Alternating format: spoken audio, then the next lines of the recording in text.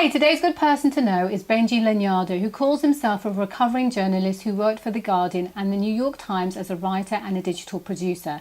In 2012, he had a eureka moment where he realised he was more interested in what the developers were doing rather than the columnists, and he tried within the paper to get more involved with the developers, but that failed, so he quit his job, went on some coding courses, and Picfair was born.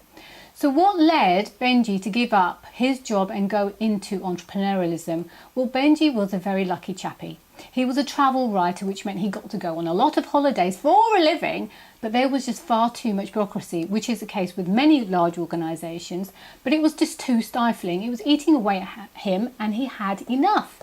He wanted to be able to have ideas and execute them without someone shouting down at him as to why he shouldn't do them. Going down the entrepreneurial route was not easy. You have to do everything on your own, especially if you're like Benji, who's doing everything on his own. Benji has now successfully managed to get his first round of funding and has 2 developers helping him, so his dream really is becoming a reality. Picfair was launched in August 2013, and Benji says one of his mistakes and the advice he would give to others is don't judge your business according to how investors perceive it. That's the wrong criteria. It's your customers that matter because they are the ones that are benefiting from your services. Benji is often asked by people if they should take the plunge and leave their job too. And Benji says, just do it. He says it's a really hard decision to make, but once you make that jump, it sharpens the mind and at least you know what you don't want to do. Benji loves what he's doing now and he has had to make a lot of sacrifices, but he's far happier and more fulfilled. Now, in the Q&A session that followed, someone asked if they should refrain from sharing their idea with others, and Benji said there's no point. It could be the best idea in the world, but if you can't pull it off, it's meaningless.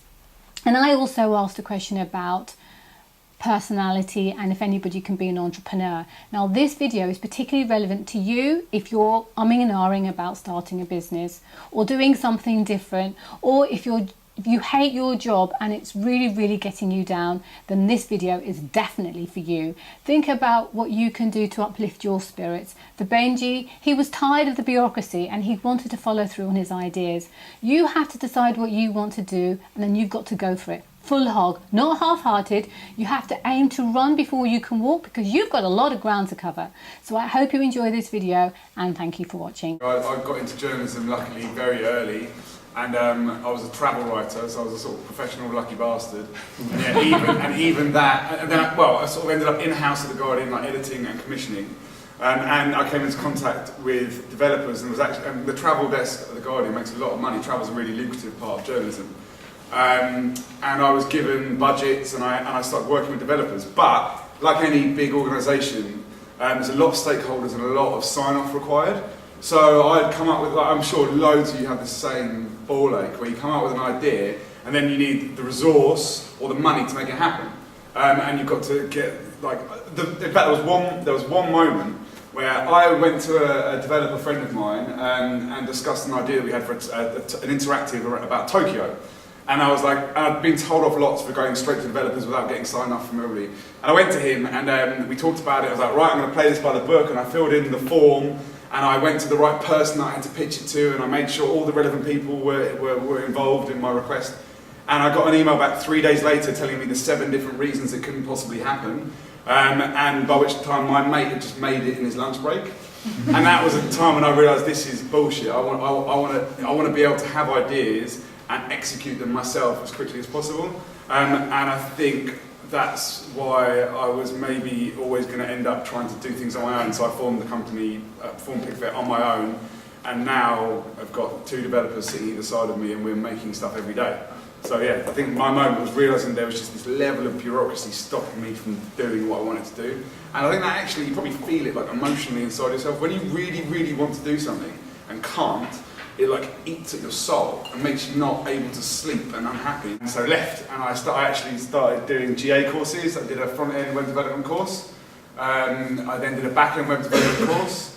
And just over a year ago, I started building Picfair.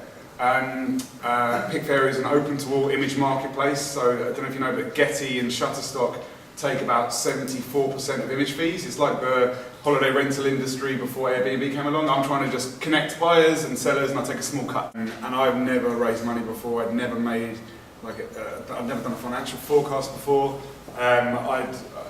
All these things you're learning on the job, and inevitably you're going to mess parts of it up.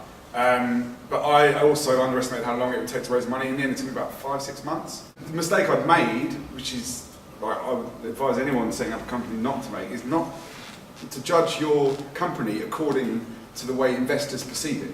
So this investor got it wrong, like badly wrong. 6 emails from photographers that were on Picfair saying, Happy New Year, Picfair's been a wicked part of my, the last second half of my year. And you realise that actually, fuck the investors, even though they're really important, and the ones that really matter are your customers. And if you've got, and the people that are using your site, and if they really believe in what you're doing, then you're winning. And in the end, and now I have eventually closed around and it's all done, but it's very easy to judge your business and what you're doing by the wrong criteria.